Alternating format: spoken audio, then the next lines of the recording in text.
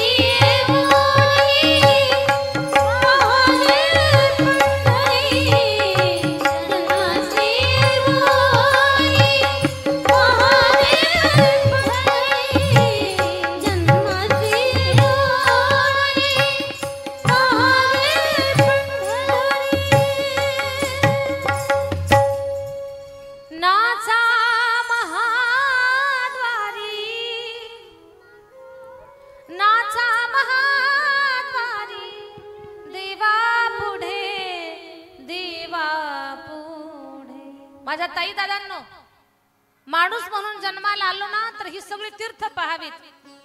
तीर्थ पाहण्याचा फायदा सांगते तुम्हाला।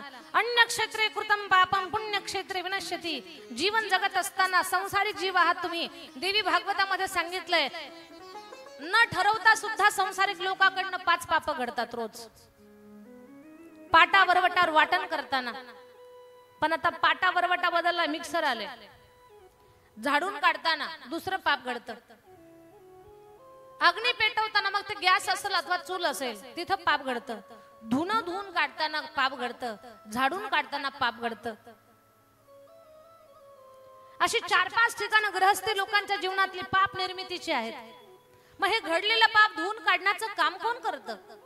हे तर काही तुम्ही ठरवून केलेलं पाप नाही, पण ते अनावधानानं सहज प्रापंचिक जीवन जगताना हे पाप घडतंय। आणि हे श्रीमद देवी भागवत महापुराणामध्ये आलेलं आहे। हे पाप धुण्यासाठीच तीर्थावर जावं कधीतरी माणसानं, कधीतरी जावं काशीला, द्वारकेला, श्रीरंग, रामेश्वरम। पण या तीर्थावर जाणं झालं नाही तर किमान पंढरपूरला तरी जा, पवित्र तीर्थ पंढरपूर। तसं साधू संतांना तीर्थयात्रा करण्याची आवड आहे। आणि संत हे पराशर ऋषी तीर्थयात्रा करण्यासाठी निघाले। वापस येत असताना त्यांना थोडासा उशीर झाला आणि नदीच्या काठावर उभे आहेत। सगळे नावाडी आपापल्या नौका बांधून घरी गेलेले आहेत। त्यांना नदीच्या पलीकडे जायचंय पण उशीर झाला. पलीकडे कोण सोडणार, इकडे तिकडे पाहतायत कोणीच नाही. पण एक मुलगी गडबडीनं आपली नौका झाडाला बांधत होती आणि तिला घरी जायची घाई होती. तेवढ्यात पराशरजी म्हटले, हे कन्ये कोण आहेस तू? म्हणे मी ही नौका चालवणारी मुलगी. तू नौका चालवते? आता मुली ड्रायव्हिंग करतात, खूप छान वाटतं.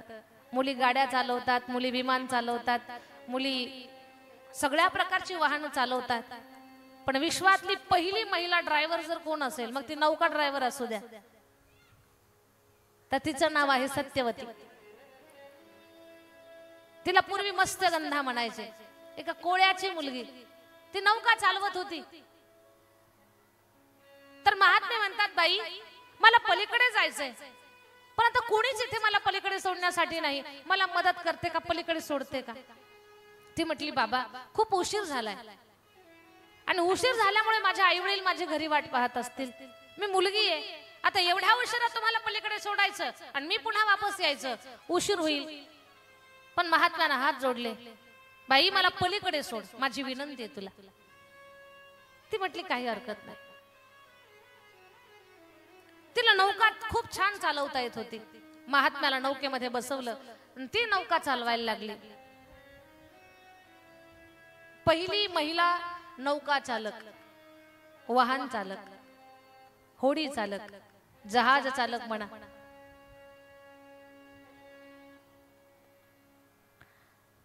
नौका चालवते, पुढे पुढे पुढे पाण्याच्या मध्यभागी नौका आली. मुलगी तरुण होती, तिचं सौंदर्य अशी काही दिसायला सुंदर नाही, रंग तिचा सावळाच होता. पण स्त्रीला भगवान परमात्माने निसर्गतः सुंदर बनवलेले. तिला वेगळं तिच्या सौंदर्यामध्ये काही डिस्टर्ब करण्याची गरज नाही. तिला निसर्गतः सुंदर करण्याचं काम केलंय भगवान परमात्मा. ती मुलगी अतिशय सुंदर दिसते, आहे सावळीच पण सुंदर दिसते, नाका डोळ्यामध्ये खूप छान आहे. आणि एकटे महात्मे आहेत, एकटी ती मुलगी मत्स्यगंधा आहे. कोळ्याची मुलगी, माशासारखा वास तिच्या अंगाचा येत होता म्हणून तिला मत्स्यगंधा म्हणत होते. सायंकाळची वेळ आहे, ती महाराजांना पलीकडे सोडते. पण महाराजांच्या मनामध्ये काम भावना जागी झाली.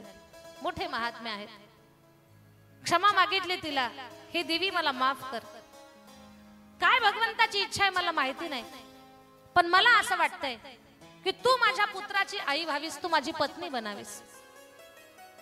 ती म्हणते, महाराज मला माफ करा, पण तुमच्या अंतःकरणामध्ये निर्माण झालेल्या या काम वासनेला लगाम घाला.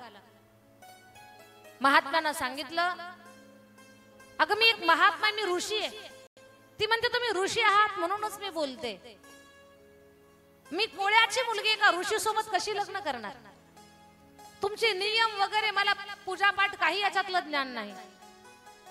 महात्मे म्हटले, तू तुझी काळजी करू नको, तू फक्त पत्नी म्हणून, पती म्हणून माझा स्वीकार कर. तुला वाटत असेल तर माझ्या आश्रमात माझ्या सोबत आहे, तुला नको वाटत असेल, लोक तुला काय बोलतील, वडिलांना न विचारता लग्न केलं असं जर तुला कुणी नाव ठेवण्याची जर भीती असेल, तर माझं तप सामर्थ्य एवढं आहे की मी तुला तुझं कौमार्य जशास तसं ठेवून तुला पुन्हा तुझ्या वडिलांच्याकडे पाठवू शकतो. काय भगवंताची लीला!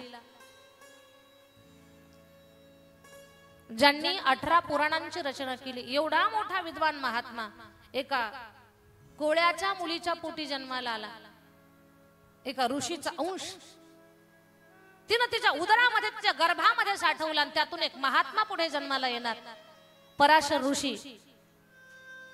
त्या मत्स्यगंधेला पत्नी म्हणून स्वीकारतात आणि तिच्या पोटी सुंदर एका बालकाचा जन्म होतो.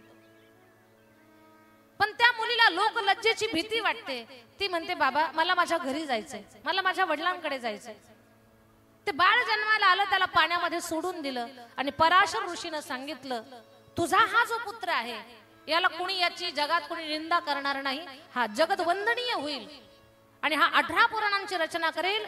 पूर्ण भारत देशामध्ये, संबंध हिंदुस्थानमध्ये जे काही हिंदू धर्माचे शास्त्र धर्मग्रंथ आहेत ना, तर या धर्मग्रंथावर आधारित सगळं जग चालेल, असे ग्रंथ हा तुझा पुत्र निर्माण करेल. आणि जा, तू इथून गेल्यानंतर तुझ्या घरी, आता तुझ्या या शरीराचा सुगंध दुर्गंध सुटतोय ना, तर हा दुर्गंध नष्ट होईल आणि तुझ्या शरीराचा सुगंध सुटेल, तुला सत्यवती म्हणून बोलावतील. सत्यवती, तुझं तप वाढेल, तुझं महत्व वाढेल आणि एक राजाची महाराणी तू होशील, खूप मोठ्या घराण्यामध्ये जाशील. अशी अनेक वरदानं तिला दिली. पराशर ऋषी निघून गेले, मुलगी घरी आली आणि ते जन्माला आलेलं बाळ त्यांनी सोडून दिलं. तेच बाळ म्हणजे आई जेव्हा त्याला सोडते ना त्यावेळेला ते बाळ म्हणतंय, तेच व्यास महाराज म्हणतात, आई आता मी तुझ्यापासून जातोय, पहाडामध्ये तपश्चर्या करतोय, पण तुला जेव्हा माझी आठवण येईल तेव्हा तू मला बोलव, त्यावेळेला मी तुझ्याकडे हजर होईल. मत्स्यगंधा आली. आपल्या सगळ्यांना कथाभाग माहितीये.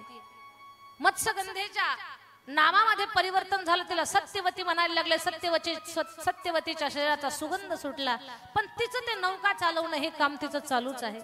एक दिवस हस्तिनापूरचा राजा शांतनू त्याच नदीच्या काठावरनं फिरत होता. या सुंदर स्त्रीला पाहिलंय आणि शांतनू राजाला तिला पत्नी करून घेण्याची इच्छा निर्माण झाली. अप्रतिम सुंदर होती ती. आता ऐका, शांतनू राजाचं पहिलं लग्न झालेलं होतं गंगेसोबत आणि गंगा तिने एक बोली केली होती, राजा मी देवता आहे, तू एक मनुष्य जीव आहे, तरी मी तुझ्याशी लग्न करते, पण लग्न झाल्यानंतर आपल्याला जी संतान होतील त्या संतानांना वागणूक कशी द्यायची ते मी ठरवल. मी माझ्या संतानांच्या सोबत वागत असताना, त्यांना कुठं मारत असताना तू जर मध्ये मला आडवा शब्द बोलला तर त्या दिवशी मी तुझा त्याग करून निघून जाईल. शांतनूने ती अट मान्य केली.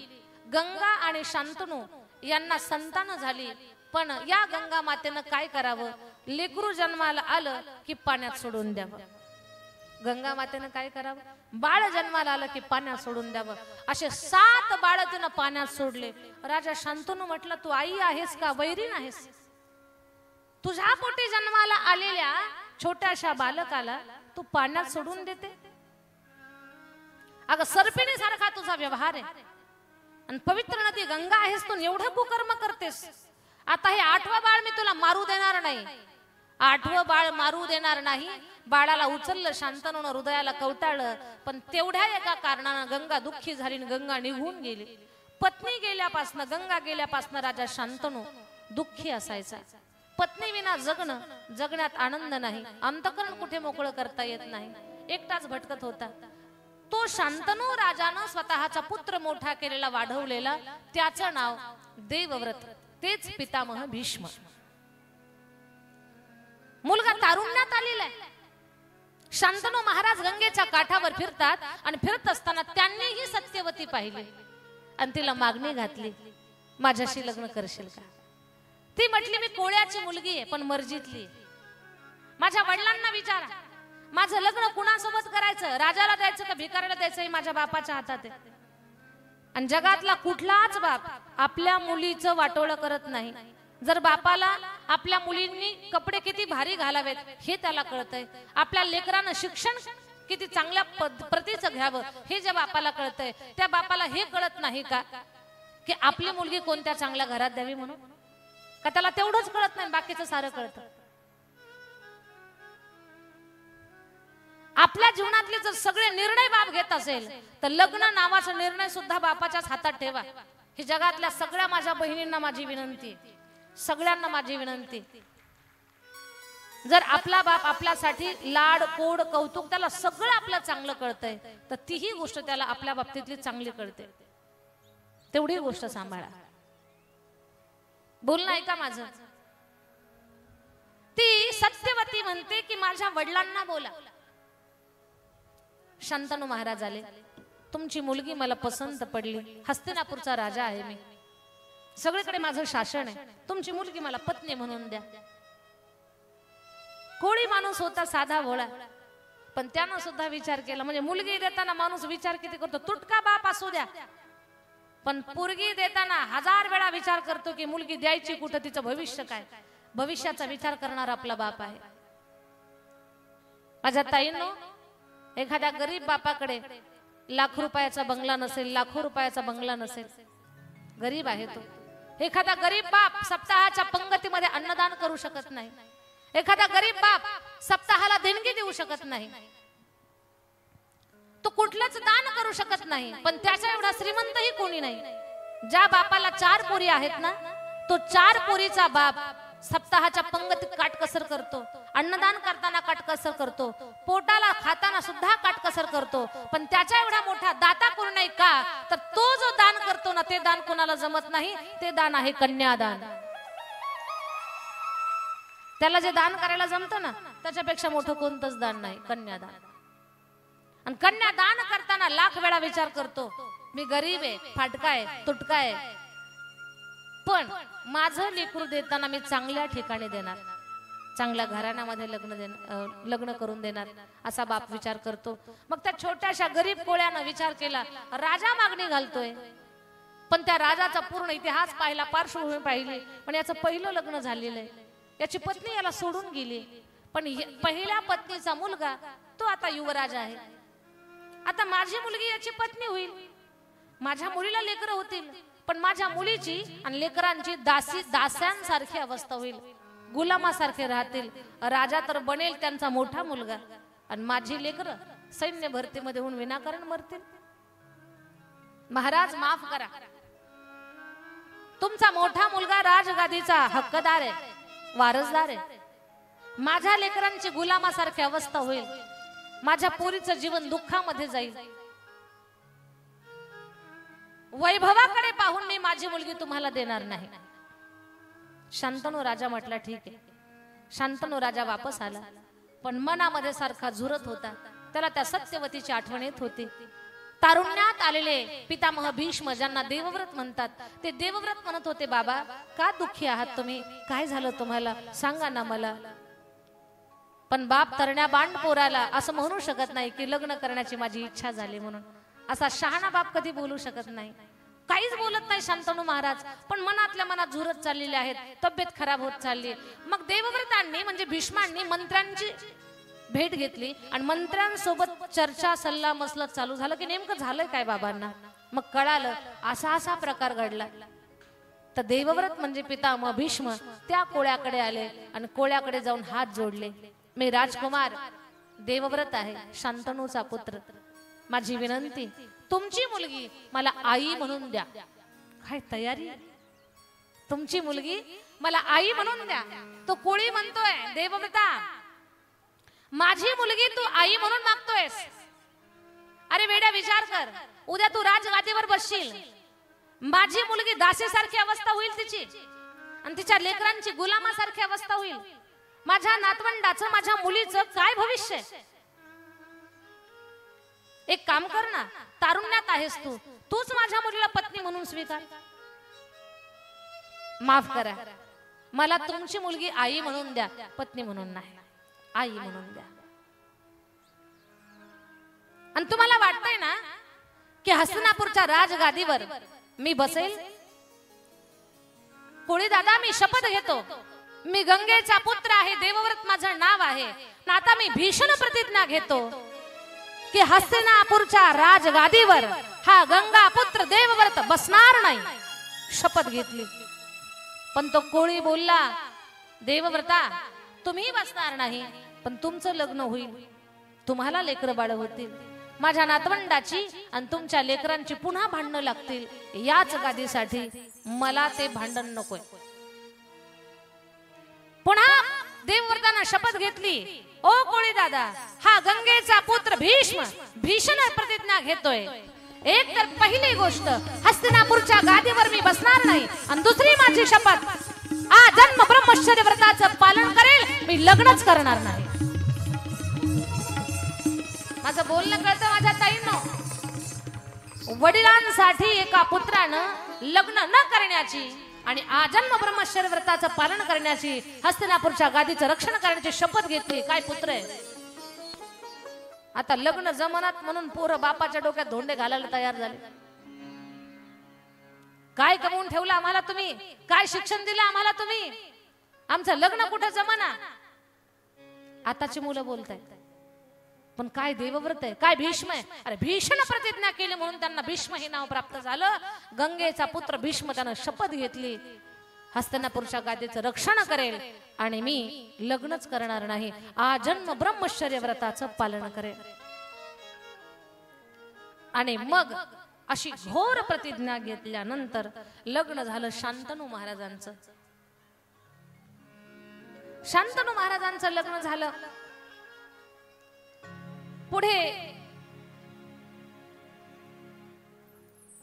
त्याच शांतनूच्या पोटी 2 मुलं जन्माला आली. त्याच 2 मुलांचा विस्तार. त्यांच्या 3 पत्न्या अंबा, अंबालिका आणि अंबिका, त्यांचा पुढे विस्तार. त्यांचे 2 पती होते ते मरण पावले. सत्यवतीची मुलं, सत्यवतीची मुलं मरण पावली. मग सत्यवतीनं आपला पुत्र व्यास त्याचं ध्यान केलं आणि व्यासांपासून अंबा आणि अंबिका, अंबालिका आणि अंबिका या 2 सुना, त्या दोघी सुनांना 2 मुलं आणि दासीला 1 पुत्र झाला. अशी ही पूर्ण कथा आहे जन्माची.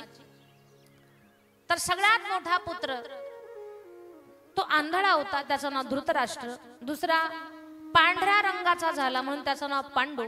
आणि दासीचा पुत्र विदुर. धृतराष्ट्राच्या पुत्रांना कौरव म्हणतात. पांडू राजाच्या पुत्राला पांडव म्हणतात. ते 5 पांडव: युधिष्ठिर, भीम, अर्जुन, नकुल आणि सहदेव. दुर्योधनाधिक 100 भावंड ते कौरव. या पांडवाच्या वंशामध्ये अर्जुनाचा पुत्र अभिमन्यू आणि अभिमन्यूचा पुत्र राजा परीक्षिती. पांडवानंतर राजा परीक्षितीनं हस्तिनापूरच्या गादीवर राज्य केलं. परीक्षिताची कथा आपल्याला माहिती आहे. आणि तो राजा परीक्षिती सगळ्यांची सेवा करतो, जनतेचा सांभाळ करतोय. पण ही सगळी सेवा चालू असताना एक दिवस राजा परीक्षिती आपल्या नगरामध्ये चौफेर फिरतोय. नगरामध्ये चौफेर फिरत असताना सगळीकडे पूर्वजांची कीर्ती ऐकायला मिळते. कसा होता धर्मराजा, कसा होता राजा अर्जुन, हे सगळ्यांचं कौतुक. एक दिवस राजा परीक्षिती शिकार करायला गेला. आणि शिकार करायला गेल्यानंतर त्याला तहान लागली. शिकार तर मिळाली नाही, तहान लागली. तहानेनं व्याकुळ झाला. त्याच अरण्यामध्ये शमीक ऋषीचा आश्रम होता. त्या शमीक ऋषीच्या आश्रमामध्ये तो गेला. हात जोडले, बाबा मला पिण्यासाठी पाणी द्या. पण महात्मे ध्यान लावून बसलेले होते. महात्म्यांच्या लक्षात आलं नाही आपण या महाराजांच्या आश्रमात आलोय आणि महाराज आपला अवमान करतायत. असा गैरसमज राजा परीक्षितीला झाला आणि राजा परीक्षितीनं मेलेला साप उचलला, महात्म्याच्या गळ्यामध्ये घातला. साधूची थट्टा विटंबना केली. माझ्या ताई दादांनो, रामलाल बाबाच्या पवित्र भूमीतले आपण आहोत सगळी मंडळी. आणि त्या पवित्र भूमीमध्ये आपण एकत्र आहोत. आपलं शास्त्र, आपले पुराण, आपला संप्रदाय आपल्याला सांगतो साधू संतांची सेवा जमली तर करा, पण संतांची थट्टा करण्याचं काम कधीही करू नका. संतांची चेष्टा करू नका. ज्या दिवशी तुमच्याकडनं चुकून संतांची चेष्टा, संतांची थट्टा होईल ना, त्या दिवसानंतर तुमचं आयुष्य, सत्ता, संपत्ती, वैभव, कीर्ती आणि यश सगळं संपून जाईल. शास्त्र सांगतंय आयुश्रियम यशो धर्मम लोका नाशी शेवच हंती श्रेयांसी सर्वाणी पूसो महदती क्रमः. माझं बोलणं समजून घ्या. आमच्या भागामध्ये खूप मोठे महात्मे होऊन गेले. आमच्या घराण्याचे गुरु वैकुंठवासी श्रद्धेय गणेशानंद सरस्वतीजी महाराज, इंदुवासिनी संस्थान पिंपळनेर, त्यांना गंगाधर बाबा म्हणायचे. तर गणेशानंद सरस्वतीजी महाराज आमच्या मठावरती यायचे आणि आमच्या आई वडिलांना काही ज्ञानाच्या गोष्टी सारखं सांगायचे. आम्ही खूप लहान होतो तेव्हा त्यांनी सांगितलेली गोष्ट आमच्या आई वडिलांना, आमच्या आईने आम्हाला सांगितलेली की साधू संतांची सेवा करता आली तर करा. प्रत्येकाने कान देऊन ऐका बरं का. संतांची सेवा करता आली तर करा, पण संतांची थट्टा आणि संतांची मस्करी, संतांची चेष्टा, त्यांची टिंगल किंवा त्यांचा अपमान करण्याच्या भानगडीत कधी पडू नका. का? साधू संत सांगतात आम्ही अंगाला राख लावलेली आहे. आम्ही काय केलेली आहे? अंगाला राख लावलेली आहे. वाईट भावनेने जर आम्हाला खेटाल तर तुम्हाला राखच लागल.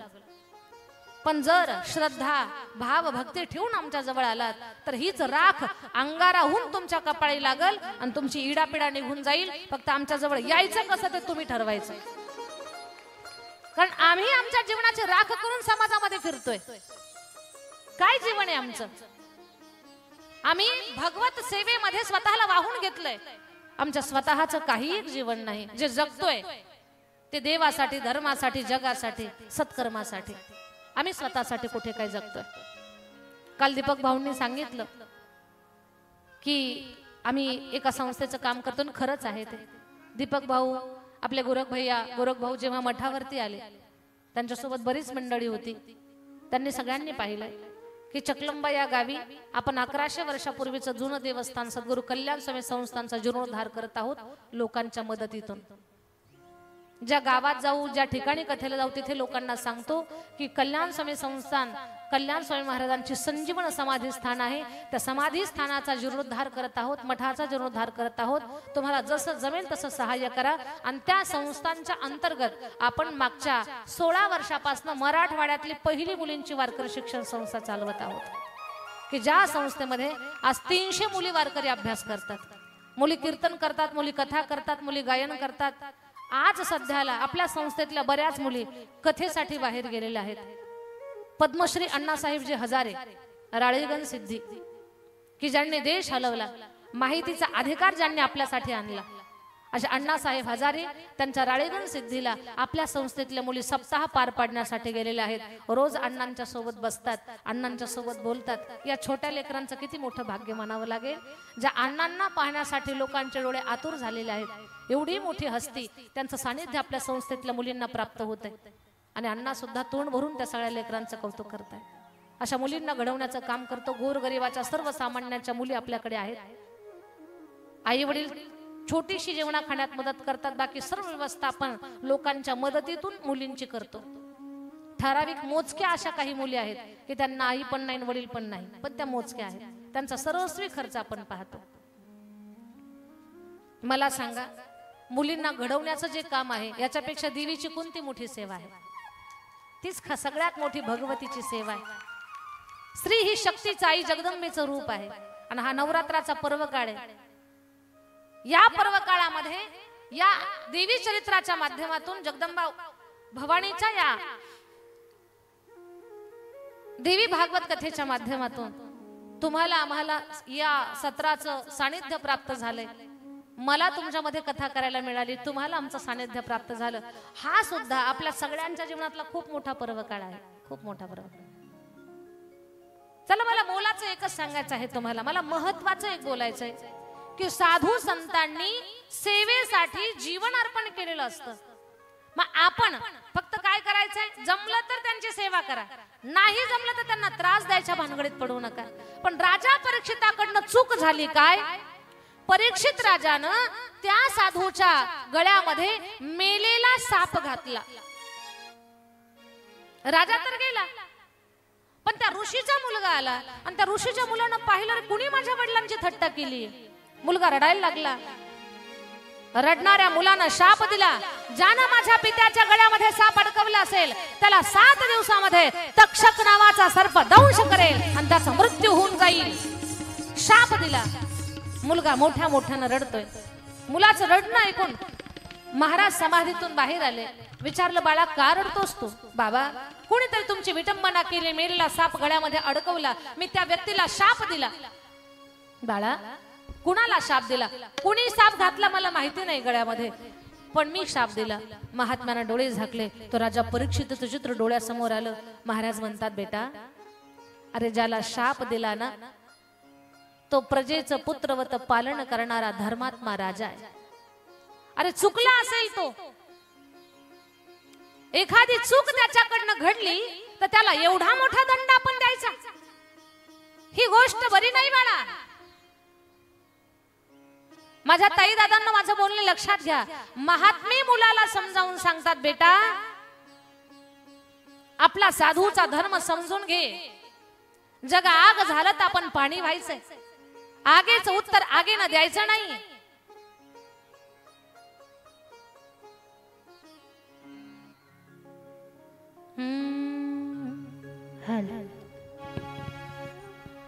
योगी पावन मनाचा, योगी पावन मनाचा,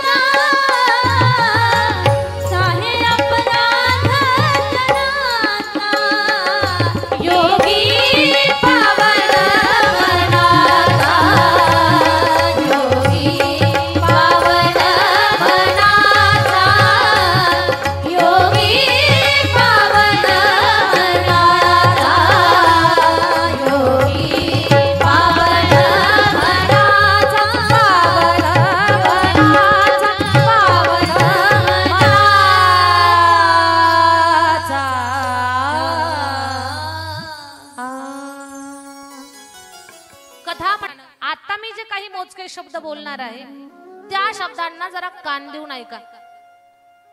राजा परीक्षितीकडनं चूक झालीये, पण साधू आपल्या मुलाला समजावून सांगताना सांगतात, बेटा राजाकडनं चूक झाली पण राजा तसा नाही. याच्यातून आपल्याला शिकायचं आहे. प्रत्येकानं लक्ष द्या माझ्या बोलण्याकडे. साधू काय सांगतात, बेटा राजाकडनं चूक झाली पण राजा तसा नाही, त्याच्याकडनं ही चूक कुठल्या तरी अनावधानानं झालेली आहे.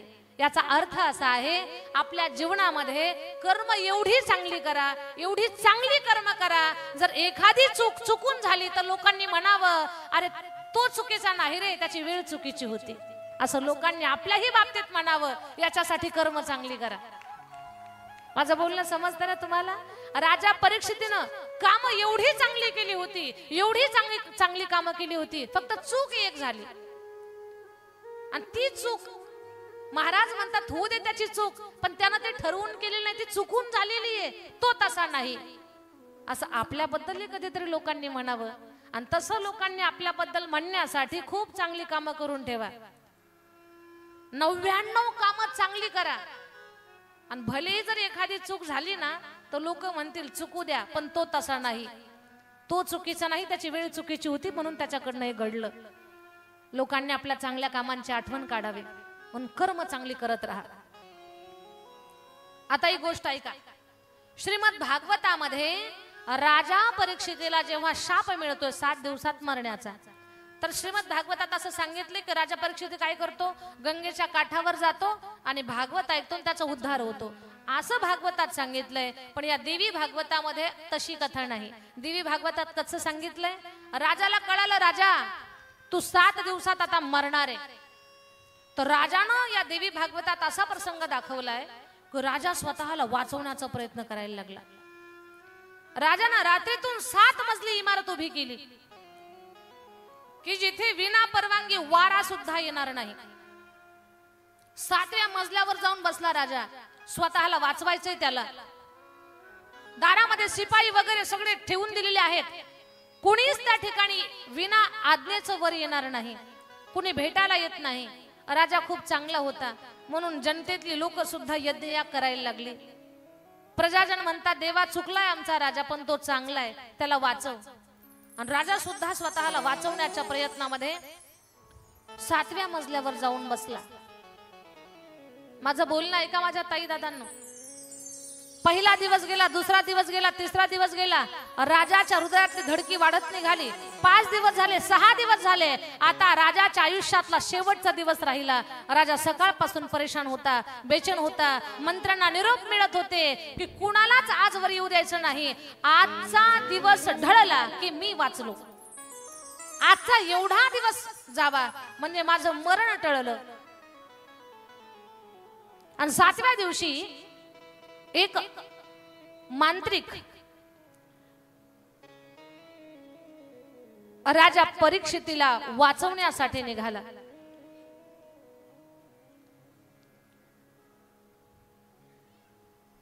कश्यप नावाचा एक मांत्रिक राजा परीक्षितीला वाचवण्यासाठी निघाला आणि राजा परीक्षितीला मारण्यासाठी तक्षक नावाचा सर्प निघाला. दोघही एकाच रस्त्यावरनं चालायला लागले, दोघही आवेशात होते. तक्षकानं पाहिलंय कोण आहे हा, तक्षकानं विचारलं कोण आहेस तू, म्हणे मी कश्यप नावाचा मांत्रिक आहे. कुठे निघालास, राजा परीक्षितीला वाचवायला निघालो. कश्यपानं विचारलं तू कोण आहेस, म्हणे मी तक्षक सर्प आहे, मी राजाला मारण्यासाठी निघालोय. कश्यप मांत्रिक म्हटला तक्षका तू विषानं राजाला मार, मी मेलेल्या राजाला जिवंत करतो, माझी ताकद आहे. तक्षक म्हटला हे कसं काय. मांत्रिक म्हटला तू प्रयोग करून पहा. तक्षकानं एका मोठ्या वडाच्या झाडावर विष फेकलं, त्या सापानं उभं झाड जळून गेलं, राख झाली त्याची. पण त्या मांत्रिकानं काय केलं, हातामध्ये पाणी घेतलं, ध्यान केलं आणि मंत्र म्हणून त्या झाडावर राखेवर जसं पाणी टाकलं, जळालेलं झाड पहिल्यासारखं उठून उभं राहिलं. चकित झाला तो सर्प, म्हणे मी किती जरी राजाला मारलं तर हा जिवंत करेल. तिथंच त्या मांत्रिकाला तक्षकानं धन दिलं, म्हणे इथूनच वापस जा, आणि निसर्गाच्या नियमात आडवा येऊ नको, साधून दिलेला शाप खोटा करू नको, मारू दे मला त्या राजाला. मांत्रिक गेला, तो सर्प पुढे आला, पण राजा ज्या माडीवरती होता तिथून त्या तक्षकाला आतमध्ये जाता येईना का? पहारेकरी खूप उभे होते, शिपाई खूप उभे होते. आता काय करावं? तक्षकानं साधूचा वेश घेतला, फळांचा कटोरा घेऊन आला आणि शिपायांना सांगितलं, हे पहा, आम्ही खूप मोठा यज्ञ केला राजाचं मृत्यू टाळावा म्हणून, ही फळं घ्या, राजाला द्या, आम्हाला नका जाऊ देऊ आतमध्ये, पण हा अंगारा आणि ही फळं राजाला खायला द्या, राजाचं मरण टळल. घेतली फळं शिपायांनी, राजापर्यंत आली, पण राजाने दरवाजा बंद ठेवला होता. सूर्य अस्ताला जायची वाट पाहत होता. राजा म्हटला, सूर्य बुडाल्याशिवाय मी दरवाजा उघडणार नाही, कारण सूर्य बुडाला की बस मग माझं आयुष्य मला पुन्हा मिळतंय, मी मरत नाही. तेवढ्या तक्षकानं असा फणा विस्तारला की सूर्य त्याच्या फण्याच्या आड गेला आणि अंधार पडल्यासारखा वाटला. शिपाई म्हटले, महाराज अंधार पडलाय, आता काळजी करू नका, मरण टळलंय, आम्ही साधूच्या आशीर्वादाची फळं घेऊन आलेलो आहोत, ही फळं खा. सगळ्या मंत्र्यांना बोलावलं. राजा परीक्षितीला आनंद झाला, म्हणे मृत्यू टळला, मृत्यू टळला. एका एका मंत्र्याला एक एक फळ दिलं. राजानंही एक फळ घेतलं, दाताखाली दाबलं तर ते फळ किडकं निघालं, त्या फळातून काळी निघाली. राजा म्हटला, मी निसर्गाचा नियम मोडला, साधूचा शाप मी खोटा केला, ही आळी घेतो, थोडीशी चावा घेतो तिचा, ती चावली की सर्प चावल्याचं काय होईल? एक कारण सुद्धा होईल, साधूचाही शाप खोटा होणार नाही आणि माझाही जीव वाचल. माणसं नाही का वास्तू शांतीची पूजा सत्यनारायण भागून घेतात, तशातला प्रकार. वास्तू शांती करायची असते, पण लोक भागवा भागवी काय करतात? सत्यनारायणाची पूजा करतात, त्यात धकवून घेतात. तसा प्रकार. सर्प तर मी चावू दिला नाही, पण आळी चावून घेतो म्हणजे निमित्त मात्र होऊन जाईल, पण तसं नसतं. आळी घेतली, गळ्याला लावली कुणी? राजा परीक्षितानं. माझ्या ताईंनो, कितीही प्रयत्न करा, ज्या कारणानं आपला मृत्यू ठरलाय ना, त्या कारणानं माणसाला जावं लागतं. ती आळी तक्षक होता, तो बारीक रूप घेऊन आलेला, मोठा त्यानं भयानक रूप धारण केलं, महाभयंकर सर्प झाला आणि राजा परीक्षितीला काढ काढ काढ काढ त्याच्या कंठाचा चावा घेतला. राजा परीक्षितीचा प्राण गेला. जगदंबा भवानी मात की. आणि मग राजा परीक्षितीचा प्राण गेला. याच्यातून शिकायचंय आपल्याला एक, स्वतःचं मरण टाळण्याचा माणसानं कितीही प्रयत्न करा, पण मृत्यू नावाची गोष्ट चुकत नाही. ज्या कारणानं आपला मृत्यू ठरलेला आहे त्या कारणानं आपल्याला जावंच लागतं. तू लाख हिफाजत करले, तू लाख करे रखवाली, तू लाख हिफाजत करले, तू लाख करे रखवाली. उड़ जाएगा एक दिन पंछी रहेगा पिंजरा खाली, उड़ जाएगा एक दिन पंछी रहेगा पिंजरा खाली, उड़ जाएगा एक दिन पंछी रहेगा पिंजरा खाली. तू लाख हिफाजत कर ले, तू लाख करे रखवाली, तू लाख हिफाजत कर ले, तू लाख करे रखवाली. उड़ जाएगा एक दिन पंछी रहेगा पिंजरा खाली, उड़ जाएगा एक दिन पंछी रहेगा पिंजरा खाली. पिंजरा खाली, पिंजरा खाली, पिंजरा खाली, पिंजरा खाली.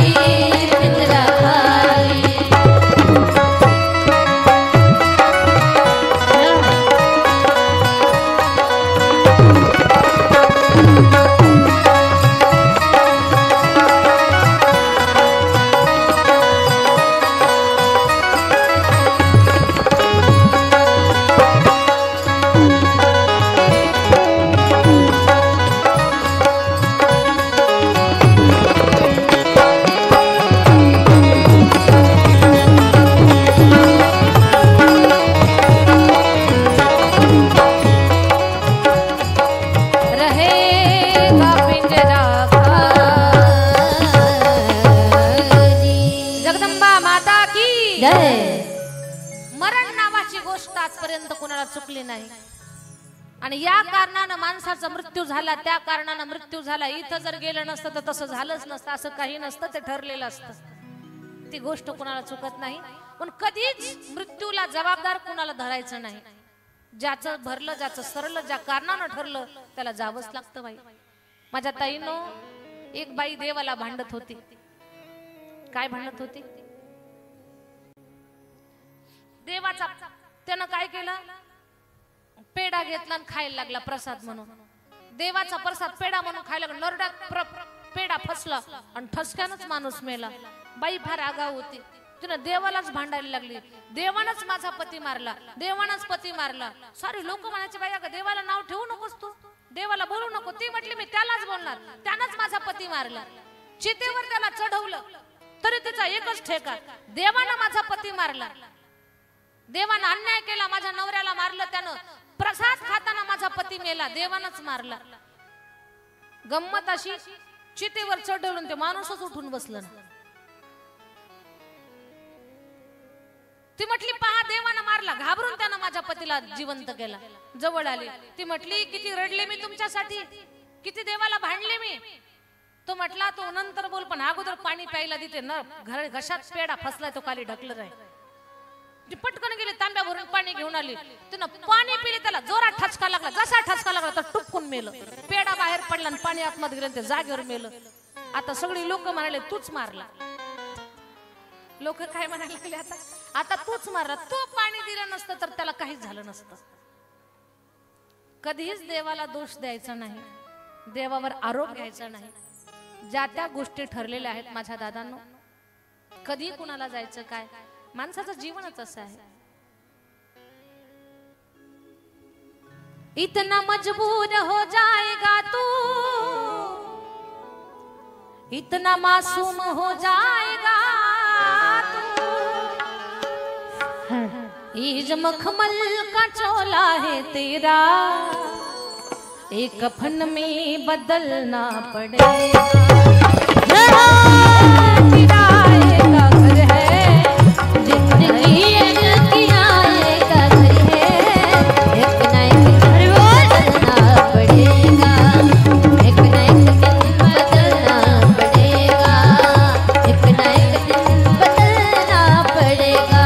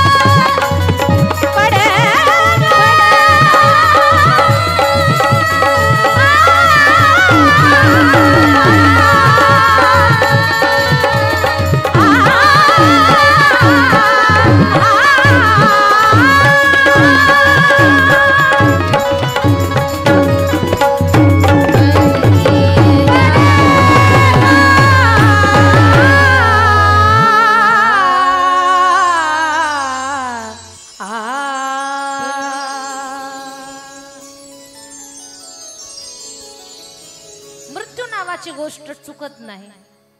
मग ते सांगणार असेल नाही तर ऐकणार असेल, कोणी असू द्या. सावता महाराजांचं प्रमाणे कोणी दिवशी मैती चालून, कोणी दिवशी प्राण जाती घेऊन, कोणी दिवशी स्मशानी जाऊन, एकटेच रहावे समयासी सादर व्हावे. देव ठेविला तैसे रहावे.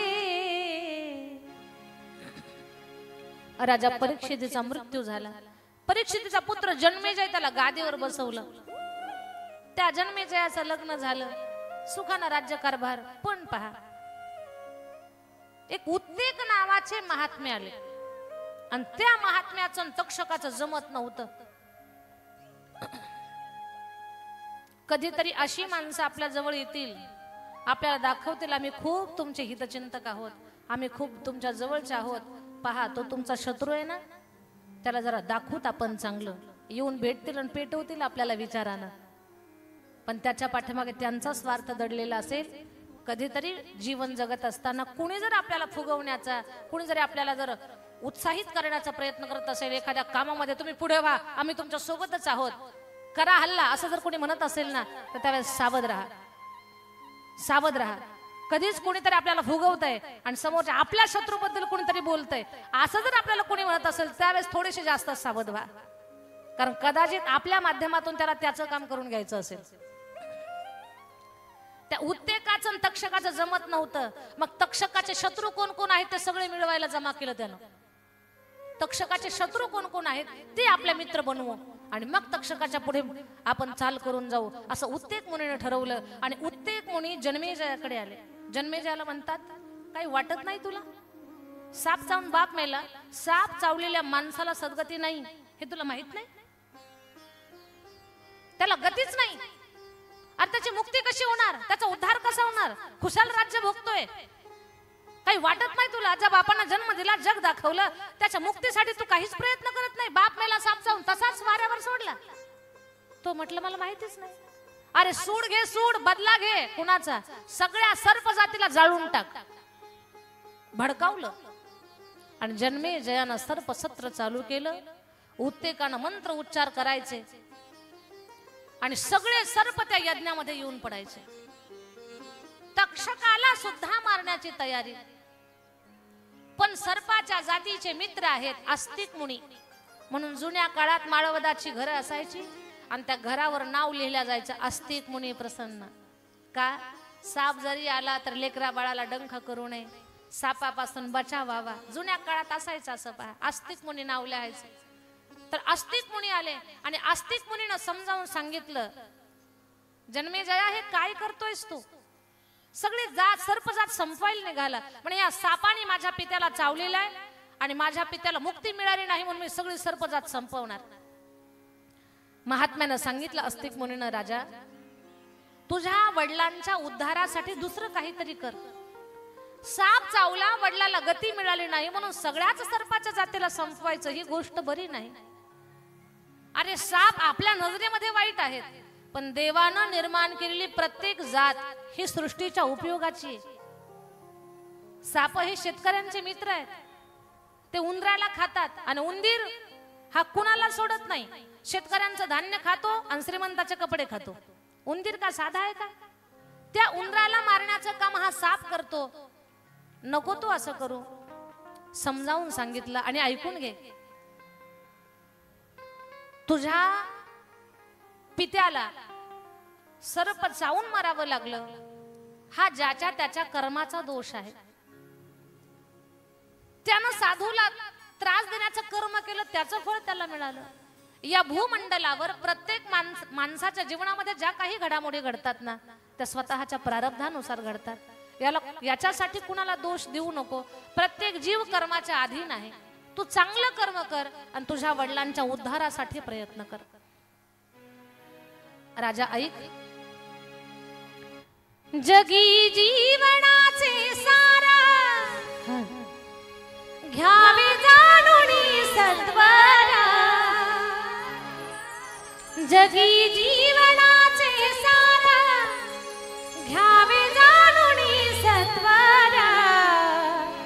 जैसे जाचे कर्म तैसे फळ देतो रे ईश्वर जैसे जाचे कर्म तैसे फळ देतो रे ईश्वर जैसे जाचे कर्म तैसे फळ देतो रे ईश्वर जैसे जाचे कर्म तैसे फळ देतो रे ईश्वर क्षणिक सुखासाठी आपुले कोणी होई नीती भ्रष्ट कोणी त्यागी जीवन आपुले दुःख जगी करणारष्ट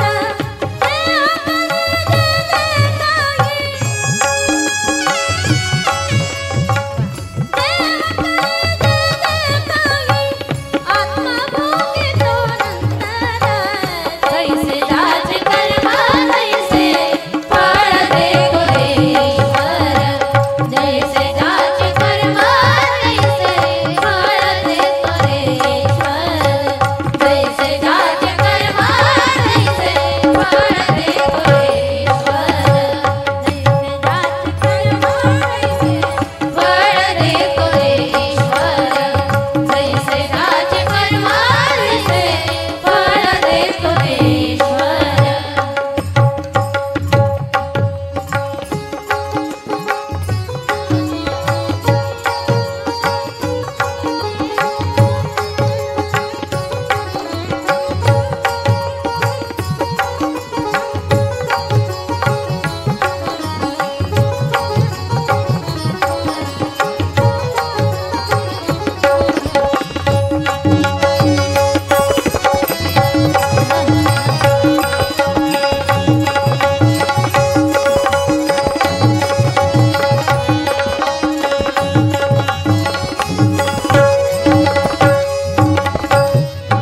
नानिया सुखिया दाना गती एक आहे नाना नानिया सुखिया दाना गती एक आहे नाना मृत्यू त्याग चुकवे कोणी सोडाचा समाधान सोड सोड माया सारे सोड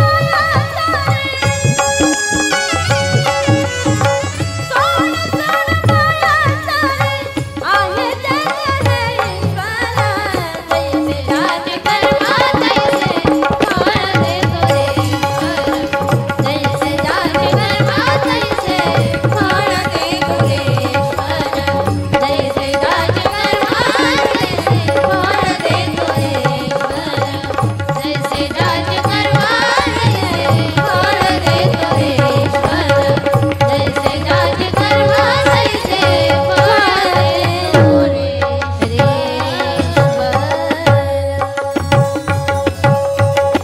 रे ईश्वर एकदा आमच्या वैष्णवी ताईंसाठी आणि सगळ्या टीमसाठी टाळी वाजवत फार गोड गळ्यामध्ये आमच्या वैष्णवी ताई गायन करतात आणि बऱ्याच लोकांना प्रश्न पडतो मी गाते का वैष्णवी ताई गातात हेच कळत नाही बरीच लोक म्हणतात आमच्या वैष्णवी ताईंचा आवाज तेवढा गोड आहे उभ्या महाराष्ट्राला त्यांच्या कंठाचं वेड लागलं एक त्यांचा गायनाचा व्हिडिओ पडावा तर लाख लाख लोकांनी पाहावं आणि महाराष्ट्रामध्ये सगळ्या संप्रदायात महिला गायिकेत सगळ्यात सरस कोण आहे सगळ्यात पुढे कोण आहे तर वैष्णवी ताई करंडे एकदा टाळी झाली पाहिजे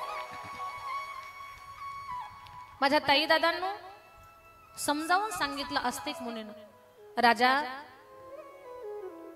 अरे वडिलांचा त्या पद्धतीने मृत्यू झाला हे कर्म आहे माणसाचं कर्म माणसाला चुकत नाही ज्या गोष्टी आपल्या नशिबात ठरलेल्या आहेत त्या जशाच तशा भोगाव्या लागतील आपल्याला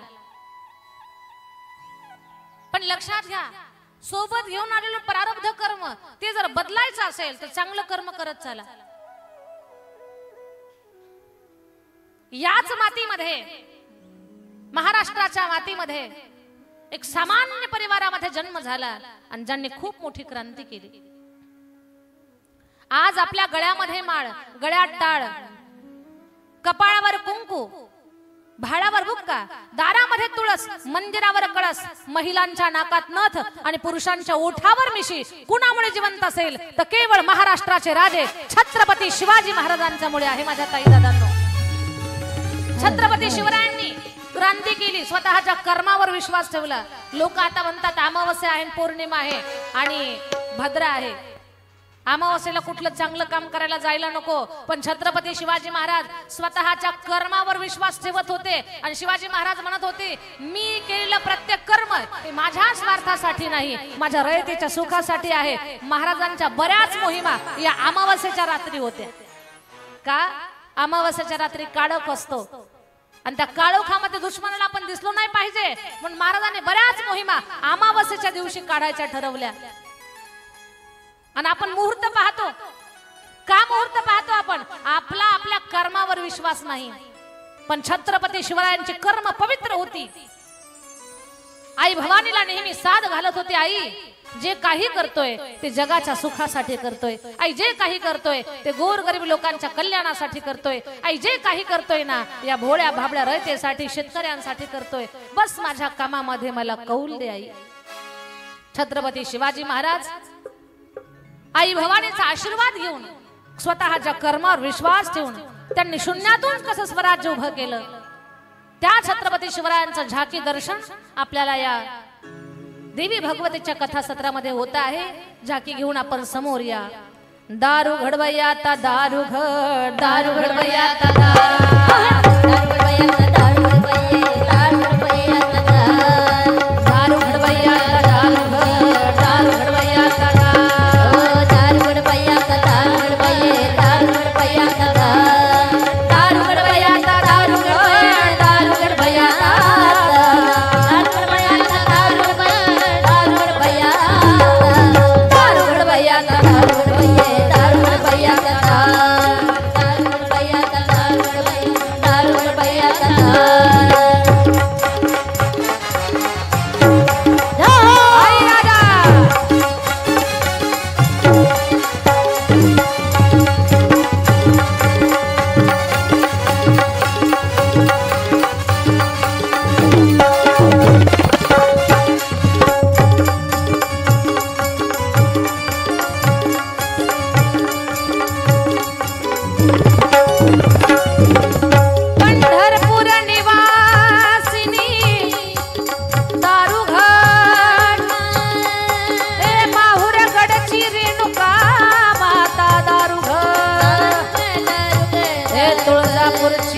भवानी दारू हे कोल्हापूरची महालक्ष्मी दारू आई राजा दारू घडवया दारू घडवया दारू घडवया दारू घडवया दारू घडवया दारू घडवया दारू घडवया दारू घडवया दारू घडवया दारू घडवया दारू घडवया दारू घडवया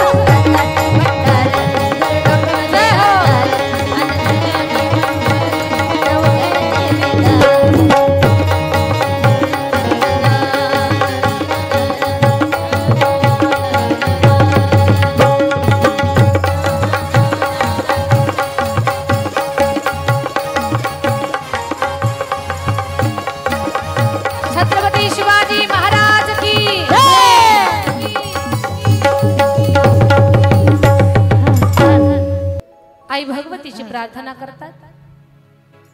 दे स्वामिनी स्फूर्ती दे शिवबाला, उभी राहुणी संकटी पाठीला, तुझे लेकरू धावा ग हकेला. आई भवानी बळ दे ग त्याला, जगत जननी माय भवानी आई प्रसन्न हो. राष्ट्रमाता मा साहेब जिजाऊ यांनी भगवतीवर फुलांची उधळण केली. आई भगवतीवर फुलांची उधळण केली आणि आईला प्रार्थना केली, आई माझ्या लेकराला या दुश्मनांना मारण्यासाठी, हे अधर्माचं राज्य घालवण्यासाठी आणि धर्माची ध्वजा फडकवण्यासाठी आई कौल दे, आशीर्वाद दे, माझ्या लेकराला कौल दे. मा जगदंबा भवानी प्रसन्न झाली आणि छत्रपती शिवरायांना तिनं यशाची तलवार, भवानी तलवार दिली. छत्रपती शिवाजी महाराज की जय, छत्रपती शिवाजी महाराज की जय. पुन्हा एकदा माऊळांचं उत्साह गोंधळ चालू झाला. लख परडा प्रकाश दिवट्या बशालीचा, गोंधळाला उभा गोंधळी भवानीचा. लख पडला प्रकाश दिवट्या बशालीचा, गोंधळाला उभा गोंधळी भवानीचा. भवानीचा वीज तडपली, आग उसळली, ज्योत धडकली, आई ग या दिठीची काजळ काळी, रात सरली आई ग. बंध शिनला, भेद चिनला, भाव भिनला आई ग. हर दुःखाची काजळ काळी चढते आई ग. माळ कवड्याची घातली ग, आग डोळ्यात दाटली ग. कुंकवाचा भरून मळवट या कपाळीला. लख पडला प्रकाश दिवटा मशालीचा, गोंधळाला उभा गोंधळी भवानीचा. भवानीचा लख पडला प्रकाश दिवटा मशालीचा, गोंधळाला उभा गोंधळी भवानीचा. भवानीचा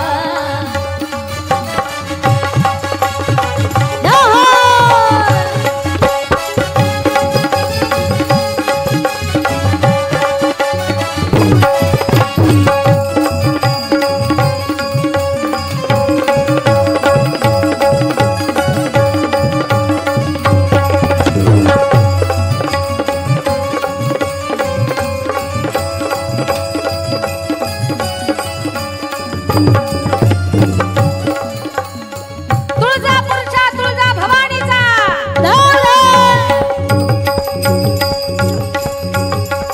माहुरगडच्या रेणुका मातेचा, आई अंबाबाईचा उधा उधा. बास कलकला अधिपती गणपती, भाव गोंधळा याव, गोंधळाला याव. पंढरपूर वासिनी विठाई, धाव गोंधळाला याव, गोंधळाला याव. राग भजनाची येऊ दे ग, राज सुजनाची बाजू दे ग. पंढरातून फुटल टाहो या प्रतापाचा. लख पडला प्रकाश दिवटा मशालीचा, गोंधळाला उभा गोंधळी भवानीचा. भवानीचा लख पडला प्रकाश दिवटा मशालीचा, गोंधळाला उभा गोंधळी भवानीचा. लख पडला प्रकाश दिवटा मशालीचा, गोंधळाला उभा गोंधळी भवानीचा. भवानीचा लख पडला प्रकाश दिवटा मशालीचा, गोंधळाला उभा गोंधळी भवानीचा. भवानीचा लख पडला प्रकाश दिवटा मशालीचा, गोंधळाला उभा गोंधळी भवानीचा. भवानीचा लख पडला प्रकाश दिवटा